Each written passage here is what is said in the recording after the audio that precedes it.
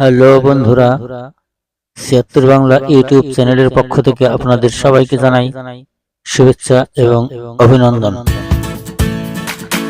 আজকে আমি চলে আসলাম টাঙ্গাইল জেলার নাগরপুর উপজেলার বারোঘাটলা পুকুরটি দেখার জন্য। চলুন দর্শক, আমরা ঘুরে দেখি উপেন্দ্র রায় বাহাদুর চৌধুরী সাহেবের উপেন্দ্র সরোবরটি। ভিউয়ার্স, আপনারা এখন যে পুকুরটি দেখছেন এটি হচ্ছে টাঙ্গাইলের নাগরপুরের বারোঘাটলা পুকুর পাড়, অর্থাৎ উপেন্দ্র সরোবর। এর চতুর্পাশে মোট 12টি ঘাট রয়েছে, তাই একে এই দিঘিটাকে বারোঘাটলা নামেও কেউ কেউ ডেকে থাকেন। টাঙ্গাইল জেলার দর্শনীয় স্থান সমূহের মধ্যে এই উপেন্দ্র সরোবরও একটি উল্লেখযোগ্য দর্শনীয় স্থান।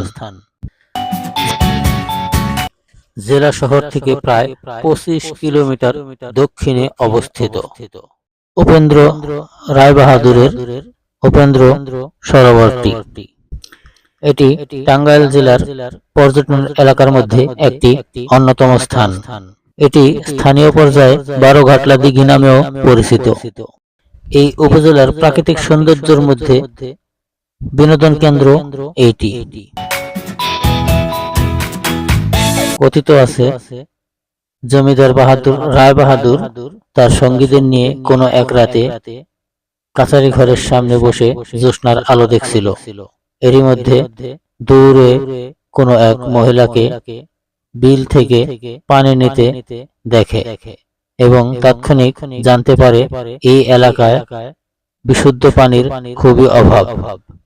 এই এলাকার লোকজন রাত্রিতে এই বিলের পানি নিয়েই খাবার বা অন্যান্য কাজে ব্যবহার করেন।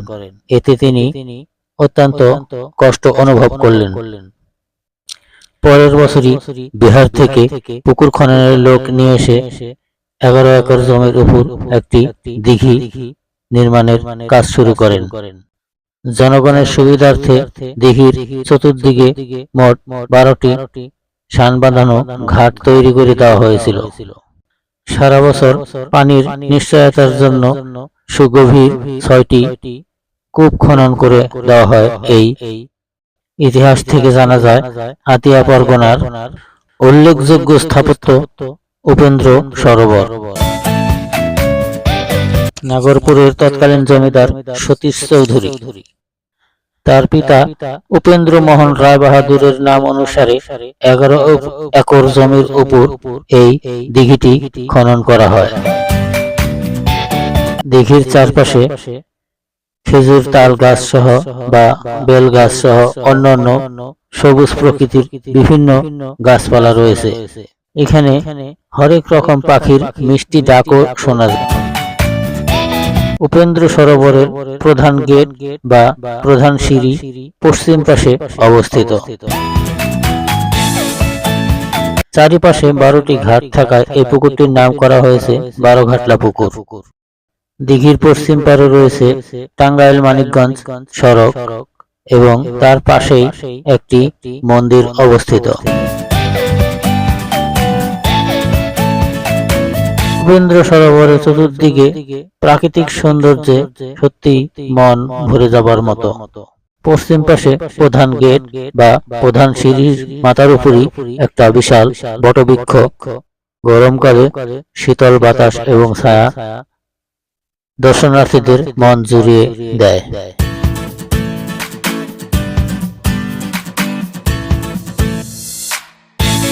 দেশের বিভিন্ন স্থান থেকে পর্যটকরা একসময় এখানে আসা যাওয়া করত। এখানে পিকনিক স্পট এবং আশেপাশে বেশ সুন্দর মনোরম পরিবেশ হওয়ায় দর্শনার্থীদের ভিড় লেগেই থাকত।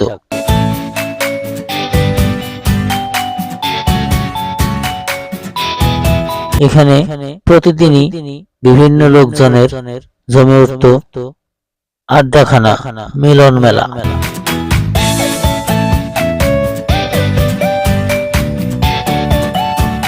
সংরক্ষণ ও সুস্থ রক্ষণাবেক্ষণের অভাবে জিনিসটি উপেন্দ্র সরোবর এই পর্যটন কেন্দ্রটি অবহেলিত হয়ে আছে।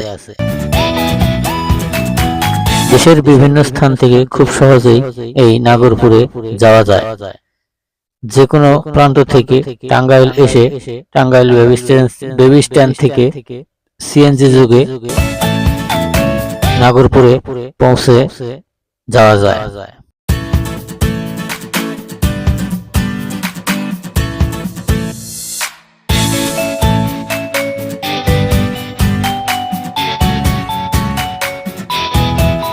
দর্শক, ভিডিওটি অল্প কিছুক্ষণের মধ্যেই শেষ করব। ভালো থাকবেন, সুস্থ থাকবেন, দেখা হবে অন্য কোনো ভিডিওতে। ইতিমধ্যে যারা আমার এই চ্যানেলটি সাবস্ক্রাইব করেছেন তাদের অসংখ্য ধন্যবাদ। আর যারা এখনো সাবস্ক্রাইব করেননি তাদের অনুরোধ, ভিডিওটি লাইক, কমেন্ট, শেয়ার করুন এবং চ্যানেলটি সাবস্ক্রাইব করে সাথেই থাকুন। ধন্যবাদ সবাইকে। আল্লাহ হাফেজ।